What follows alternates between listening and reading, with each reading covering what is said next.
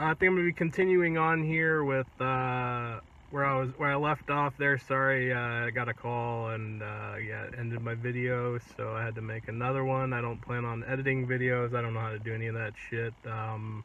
Just gonna get my story out there because I will be starting on in distribution here relatively soon. Hopefully in the next 3 months. I only have about, I think it's another $8,000, $8 to $10,000 left to put into the business, which will probably take me another 2 months, 3 months from the money I have saved up right now to pay for my meeting, which is I think $1,500 just to meet with the county. All these bills, all the bills really add up. But yeah, so I started about two years ago. With my lawyer in Santa Cruz, applying, getting stuff done slowly. You got to realize every time you go to speak to a lawyer, they require a deposit. I get a deposit, and my lawyer's deposit was $2,500. So I had to bust my ass for about a year and a half just to get to my meeting with the county to basically pay for assurances that I could get this opportunity. If that makes sense. Hopefully it does. I'm glad I started about 2 years ago because I'm in crunch time right now for the business. I have about since I go in on May 30th for my meeting. After May 30th, hopefully everything checks off on my business plan and everything, all the plans they had me prepare. The office itself. I'm very grateful for all the patients that I worked with. I gave extremely good discounts on cannabis throughout the year. I always told my patients, compare our bud to the bud that's being sold at dispensaries and the prices on them. We always gave it for half the price. I'm a firm believer in giving fair market value to the customer. Even when I do distribution, I plan on doing the same thing because I don't want to be pushed out of the industry by another Jeff Bezos. I would rather be the Jeff Bezos of cannabis and go ahead and get my costs down to as low as I can go right off the bat. Not so much the lowest I could go, but it'd be to be able to hire employees and be able to pay employees extremely well, and to only make a couple dollars a delivery. Compared to I'd compare it more to like an Uber or Lyft of cannabis, kind of. That's how I was running my collective, just because I preferred long-term. I prefer long-term business over short-term. I don't want to get rich quick and be able to do everything I dreamed of, because I don't really have any dreams. I've never really thought too hard about that. I just live life like day by day. But the eventual goal of the company itself, once I do get set up, is to go ahead and have multiple farms working under us, and multiple employees. Not just multiple. I would say my goal is to have 500,000 to 1 million employees across the globe. It's a tall task, but I think the only difference between your rich guys and your poor guys are the guys that learn to crunch down on what they spend their money on for the first, like 3 years, 5 years of your business. I plan on being broke for at least another 5 years. I'd rather hire a full team and have everything in place. I don't need it to make money.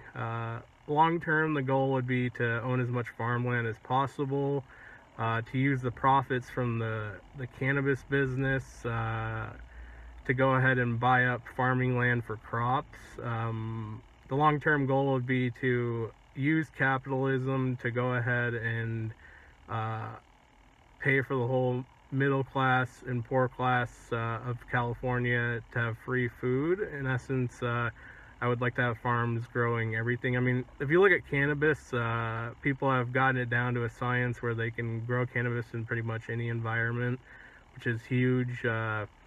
I think the same type of method could be used for all types of grows. You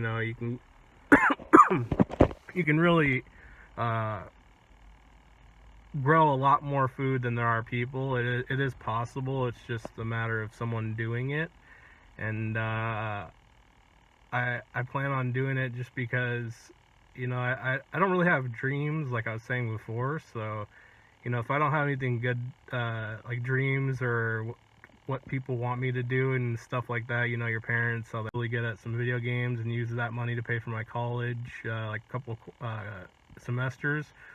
Didn't really like it. The only class I really liked was math. I've always been good at math. I'm a slower learner. I do have ADD, but I don't use that as an excuse. I don't use that as an excuse to go ahead and be lazy or anything of the sort. Let's see where else. I don't want to get too far off topic. It's kind of hard, when you're just recording yourself talking.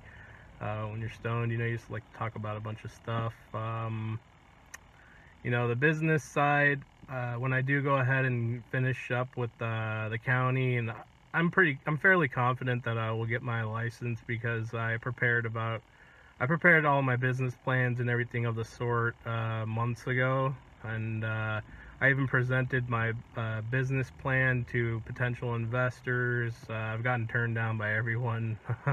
I think it's the way I talk. I don't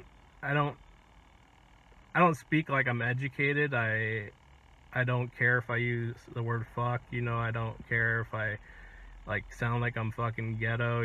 Like at the end of the day, I know I'm smarter than most people that are in this industry, and it's just a matter of me working and continuing my goal of having cheap enough cannabis on the market. I don't want pharmaceutical companies to come in and charge $50 to $200 for shit that they're getting from cannabis. Most people don't know the realistic costs on growing. It's fairly cheap, it's just a matter of how much the farmer wants to get paid for their work. You gotta understand, a lot of us were dodging the cops, the feds, everything of the sort, just to further the goal of cannabis from the beginning. So I'm a firm believer in hiring former drug dealers. It sounds bad, but you gotta understand, most drug dealers or your cannabis dealers or whatever the fuck you want to call them, a lot of them are really smart, and you learn that they'd be good employees because you just got to pay them well. Like I'll be paying employees probably triple what Amazon pays their employees, or triple what Tesla pays their employees, because I'm not looking to get rich. I'm looking to build an economy. Like how the only other thing you can compare cannabis to is oil, because you can grow cannabis at larger amounts than you grow cotton or anything else. So it's going to replace a lot of shit, and it's going to benefit the like I don't like to get too technical on a countryside, but I think I don't know if that makes sense, but if we were to go ahead and use cannabis and hemp to replace cotton and replace a lot of pharmaceuticals, the costs on a lot of medicine will go down because the demand for the other stuff will go down. That's the whole point to starting a new economy. You want to make a bang in the industry. You want to change everything, how people buy stuff. I'm working with one of my buddies from high school. He's not so much a buddy, but he's someone I knew, and I knew his story and why he started his company, and it really hit a nerve, or hit my heart, and that's why I decided to collab with him to get some shirts going for my company.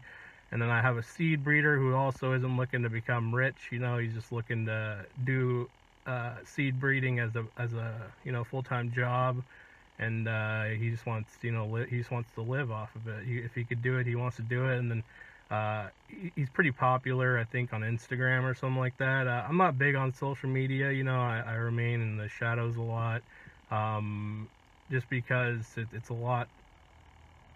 It's a lot to digest when too many people know you. Because I'm already getting used to, you get so many calls a day. You're like, you have no time to think about other stuff or do other stuff, and it's just hard. It's not really hard. It's time management and how you manage your money. I gotta hurry up and get this finished here, just so I can go ahead and start another video eventually. Let's see where we want to end it. You know, I always recommend people be happy. Just try to keep stress to a minimum. You know, like no matter what happens, shit's gonna get better. You know, don't use anything as an excuse. You know, it's bullshit. You know, they want to keep you guys. They want to keep us dumb. You know, they want to keep us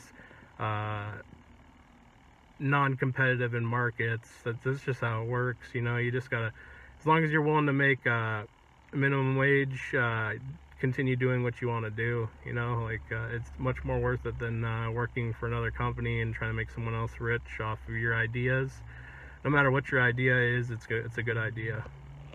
All right, guys, take care. As Moose with more bullshit distribution. You guys have a wonderful day.